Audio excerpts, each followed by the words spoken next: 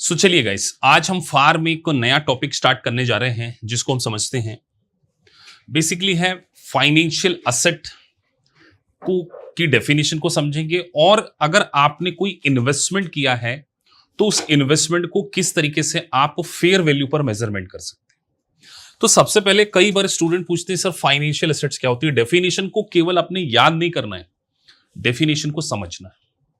तो definition theory भी exam में यूएससीपीए में बहुत इंपॉर्टेंट होती है। Financial asset is asset that represent right to receive a cash. मतलब अगर आपके पास कोई कॉन्ट्रेक्चुअल राइट हो रिसीव करने का कैश या अदर इंस्ट्रूमेंट, जैसे एग्जांपल मैंने बोला राइट टू रिसीव कैश। आप बताइए अकाउंट रिसीवेबल, आपने किसी को गुड सेल किया है, गुड सोल्ड किया है $10,000 का, तो ये आपके पास राइट टू रिसीव है कि नहीं, ये कॉन्ट्रेक्चुअल राइट है कि नहीं कि आप सामने वाले से क्या कर सकते हैं, जो आपने गुड सेल किया उसके अगेंस्ट में कैश रिसीव कर सकते। आपने किसी कंपनी के इक्विटी इंस्ट्रूमेंट में इन्वेस्टमेंट किया है, आपने किसी कंपनी के बॉन्ड खरीदे, आपने किसी कंपनी के डेट सिक्योरिटीज खरीदे, आपने किसी को लोन दिया है, तो ये सब क्या है, फाइनेंशियल एसेट जो कि कॉन्ट्रेक्चुअल राइट आपको देती है। आपको किसी कंपनी के शेयर मिलने वाले कॉन्ट्रैक्ट के थ्रू, आपने कोई डेरिवेटिव्स कॉन्ट्रैक्ट किया है, आप डेरिवेटिव कॉन्ट्रैक्ट हम अलग डेफिनेशन में पढ़ेंगे। तो सर अगर आपके पास कोई कॉन्ट्रेक्चुअल राइट टू रिसीव होता है तो उसको हम क्या बोलते हैं, फाइनेंशियल एसेट। अब मैं आपसे क्वेश्चन पूछता हूं, आप चैट बॉक्स में लिखना, क्या प्लांट प्रॉपर्टी इक्विपमेंट एक फाइनेंशियल एसेट होगी या नॉन फाइनेंशियल एसेट। ऑब्वियस सी बात है सर, ये फाइनेंशियल एसेट नहीं हो सकती because you don't have right to receive, ये ऑलरेडी आपके पास है। लेकिन अगर प्लांट एंड मशीनरी के अगेंस्ट में आपने किसी को एडवांस दे रखा है तो ये कॉन्ट्रेक्चुअल राइट टू रिसीव है। तो plant property and equipment is not an a financial asset. Debtor is your financial asset, cash is your financial asset, bank is your financial asset, equity instrument is your financial asset, debt security is financial assets. तो financial assets contractual right to receive. अब जब कभी भी हम financial assets, जैसे हमने यहां पे बॉन्ड लिखा, स्टॉक लिखा, तो plant property equipment is not N financial asset. Inventory stock, जो स्टॉक है आपके पास, इन्वेंट्री जिसको आप बोलते हैं, वो फाइनेंशियल एसेट नहीं, वो नॉन फाइनेंशियल एसेट।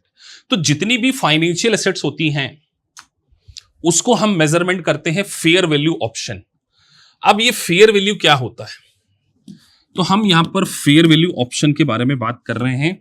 तो हमें इसकी फेयर वैल्यू पता करनी होगी, और फेयर वैल्यू कैसे पता करें, इसके 3 लेवल होते हैं, 3 लेवल। मतलब आप में से मोस्ट ऑफ द स्टूडेंट समझते होंगे कि सर फेयर वैल्यू मतलब मार्केट वैल्यू।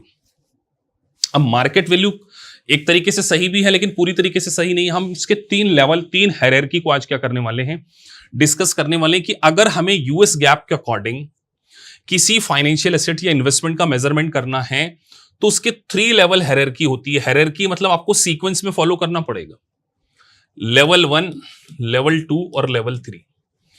तो सर ये लेवल 1, लेवल 2, लेवल 3 क्या होता है, इसको मैं आपको बिल्कुल प्रैक्टिकल एग्जांपल देके समझाऊंगा। सबसे पहले हम बात कर रहे हैं लेवल 1 में। अगर आपके पास कोई इन्वेस्टमेंट है, आपने इन्वेस्टमेंट किया है, तो आप उसकी फेयर मार्केट वैल्यू कहां से पता करेंगे। जैसे एग्जांपल के तौर पे ये स्टॉक एक्सचेंज है, तो कोई इन्वेस्टमेंट कहीं ना कहीं स्टॉक एक्सचेंज पे लिस्टेड होगा, तो उसकी कोटेड प्राइस। तो सर पहला कीवर्ड हमारे लिए क्या हो गया, कोटेड प्राइस।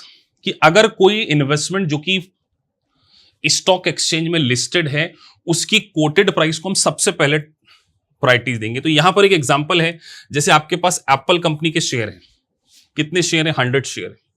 आपने जाकर न्यूयॉर्क स्टॉक एक्सचेंज में उसकी प्राइस को चेक किया और वहां पर उसकी प्राइस थी 180 रुपीज पर डॉलर।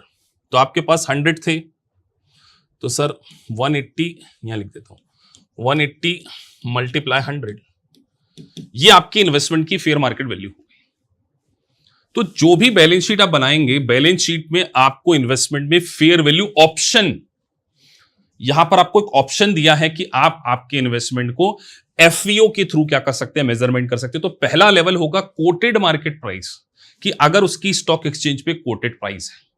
सर अगर वो कोटेड प्राइस नहीं है, it may be possible level 2, तो हम यहां पर बात कर रहे हैं कि सर लेवल 2 कब जाना है, कि अगर कोटेड प्राइस नहीं है तो हम लेवल 2 में जाएंगे। लेवल 2 क्या बोलता है, other than coated price including coated price for similar assets और इनपुट लाइक इंटरेस्ट रेट और क्रेडिट। मतलब आपके पास ऐसी कंपनी के शेयर है, मैंने एग्जांपल दिया है यहां पर, किसी ऐसी कंपनी के आपने बॉन्ड खरीदे हैं लेवल 2 में जो कि स्टॉक एक्सचेंज में लिस्टेड ही नहीं है, फिर क्या करें सर? तो क्या जिस कंपनी में हमने बॉन्ड खरीदे हैं उसके जैसी सिमिलर कंपनी कोई है क्या?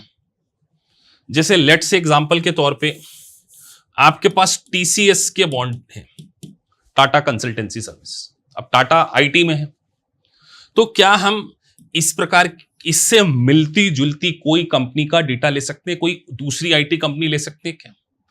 क्या इन्फोसिस के बॉन्ड की इंटरेस्ट रेट, उसकी मार्केट यील्ड को देखकर हम हमारे बॉन्ड की प्राइस को पता कर सकते हैं क्या? यस कर सकते, बिकॉज हमारे शेयर तो लिस्टेड नहीं है ना।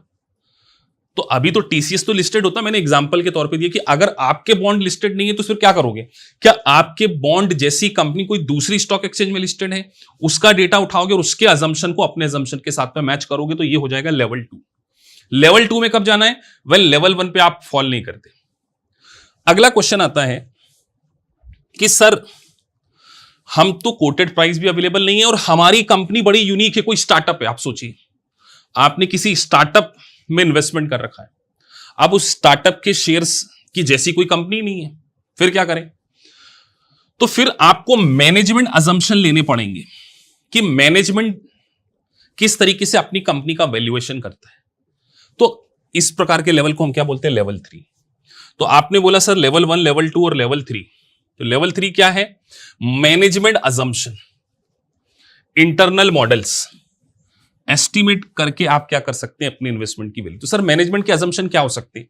आप पढ़ेंगे आने वाले समय में कैश फ्लो। एक कैश फ्लो, ये कैश फ्लो क्या होता है? मैनेजमेंट अपने फ्यूचर के कैश फ्लो को एस्टिमेट कर सकता है कि हम अगले 5 साल तक 1 to 5 ईयर $50,000 की अर्निंग करने वाले हैं। तो नेक्स्ट 5 ईयर के जो कैश फ्लो उसको डिस्काउंट कर लेंगे, उसको आज की वैल्यू पर लेकर आएंगे और उसके तरीके से आप क्या कर सकते हैं? वैल्यूएशन कर सकते हैं। तो यहां पर मैनेजमेंट अजम्पशन है। मैनेजमेंट बोल सकता है कि हमारी नेट असेट इतनी है, नेट लायबिलिटी इतनी है, आप नेट असेट माइनस लायबिलिटी करके नेट असेट निकाल सकते हैं। तो तीसरे लेवल पर आपको क्या करना है? तब जाना है जब लेवल 1, लेवल 2 और लेवल 3 फेल हो जाए। तो level 1 coated price, level 2 similar assets और तीसरा कंपनी ओन अजम्पशन के बेसिस पर आप इन्वेस्टमेंट का वैल्यूएशन करेंगे। आगे बढ़ते हैं। अब सर हमें फेयर मार्केट वैल्यू निकालना है। तो हो सकता है कि आपका एक प्रिंसिपल मार्केट हो जहां पर वो शेयर्स की ट्रेडिंग होती हो, तो एक होता प्रिंसिपल मार्केट, जैसे न्यूयॉर्क स्टॉक एक्सचेंज हो सकता है एक प्रिंसिपल मार्केट हो जहां पर ग्रेटेस्ट क्वांटिटी सेल होती हो। तो प्रिंसिपल मार्केट मतलब कोई पर्टिकुलर कमोडिटी की सबसे ज्यादा ट्रेडिंग अगर किसी मार्केट में हो रही है उसको बोलते हैं प्रिंसिपल मार्केट। तो हो सकता है कि आपने इन्वेस्टमेंट खरीदा है किसी ऐसी कंपनी का जिसका principal market New York stock exchange हो सकता है, नेस्डेक हो सकता है। तो उसी मार्केट को हम क्या बोल रहे हैं? प्रिंसिपल मार्केट बोल रहे हैं। जैसे टेस्ला कंपनी के शेयर हैं, अब टेस्ला कंपनी के आपने शेयर खरीदे, आपको उसकी फेयर मार्केट वैल्यू पता करना है, तो आप कहां जाएंगे? नेस्डेक पे जाएंगे और वहां पर जो वॉल्यूम सबसे ज्यादा ट्रेड हो रहा है, सबसे ज्यादा क्वांटिटी कहां पर ट्रेड हो रही है? नेस्डेक पे हो रही, तो वहां उस मार्केट को हम क्या बोल रहे हैं? Principal market. तो सबसे पहले आपको प्रिंसिपल मार्केट लेना है। लेकिन सर हमारा सिक्योरिटी तो ऐसी है जिसका प्रिंसिपल मार्केट ही नहीं है, फिर क्या करें? फिर है मोस्ट एडवांटेज मार्केट। अब हो सकता है कि आप जिस प्रकार के शेयर्स खरीदते हैं वो 2 से या 3 जगह क्या होती हो? ट्रेडिंग होती है। तो इसको हम बोलते हैं most advantage market. The most advantage market is the market that provide best price of assets, कि अगर आप असेट को बेचने जाए तो सबसे ज्यादा पैसा मिले और अगर लायबिलिटी को सेल करने जाए तो सबसे कम पैसा देना पड़े, that is called best market. तो सर बेस्ट मार्केट अगर एक से ज्यादा हूं, मोस्ट एडवांटेज मार्केट एक से ज्यादा हूं, तो क्या करना है? तो एग्जांपल के तौर पे डिस्कस करते हैं। अब जैसे ये है, आपके पास एक ब्रॉन्ज है, स्कल्पचर है, वो गैलरी ए में भी 2 प्रकार की मार्केट है, वहां पर उसकी ट्रेडिंग होती है। यहां पर इसकी कोटेड प्राइस 80,000, यहां पर इसकी 78। एक बात ध्यान रखना, जब आप मोस्ट एडवांटेज मार्केट में कैलकुलेशन करते हैं तो आपको यहां पर एक ट्रांजैक्शन कॉस्ट दी जाती है, जैसे इसमें 2000 है, इसमें 500, यही सबसे इंपॉर्टेंट। तो सबसे पहले आपको नेट प्राइस देखना है कि अगर हम इसको बेचेंगे तो ट्रांजैक्शन कॉस्ट माइनस करके हमें सबसे ज्यादा पैसा कहां पे मिलेगा। तो गैलरी ए आपको 78,000 दे रही है, गैलरी बी 77। तो सर ऑब्वियसली बात है 78 हमको सबसे ज्यादा मिल रहा है, लेकिन फेयर मार्केट वैल्यू जो है वो यहां पर 78 नहीं कंसीडर की जाएगी। Fair market value without subtracting transaction cost, without subtracting, मतलब हमारी फेयर मार्केट वैल्यू यहां पर $80,000 होगी। द मोस्ट एडवांटेज मार्केट का डिसीजन लेने के लिए नेट कॉस्ट देखते हैं। मोस्ट एडवांटेज मार्केट के लिए हमने डिसीजन लिया 78 और 77,500, विच एवर इज ग्रेटर, तो 78। लेकिन ये केवल मार्केट का डिसीजन लेने के लिए। फेयर मार्केट वैल्यू के कैलकुलेशन के लिए आपको क्या करना पड़ेगा, विदाउट कंसीडरिंग ट्रांजैक्शन कॉस्ट, क्योंकि अभी आप एक्चुअल में बेच थोड़ी रहे हो, आप तो अपनी बैलेंस शीट में केवल मेजरमेंट कर रहे हो। तो जब उसको सेल करोगे तब ना, और हो सकता है सेल करते समय अलग प्राइस हो जाए, ट्रांजैक्शन कॉस्ट कम लग सकती है, ज्यादा लग सकती है, तो fair market value without considering transaction cost लगती है। तो 78 नहीं 80,000 is the correct answer. CPA में ये बहुत अच्छा पूछा जाता है, आपसे सिमुलेशन आ सकता है इसके ऊपर, इस पर्टिकुलर टॉपिक के ऊपर। तो जब प्रिंसिपल मार्केट नहीं है तो मोस्ट एडवांटेज मार्केट को कंसीडर करना है, और सर प्रिंसिपल मार्केट है तो उसको ले लेंगे, एज सिंपल इज दैट। तो ये छोटे छोटे कॉन्सेप्ट्स काफी इंपॉर्टेंट होते हैं जो आपके एग्जाम में काफी अच्छे लेवल पर पूछे जाते हैं। चलिए मिलते हैं आपसे अगले सेगमेंट में।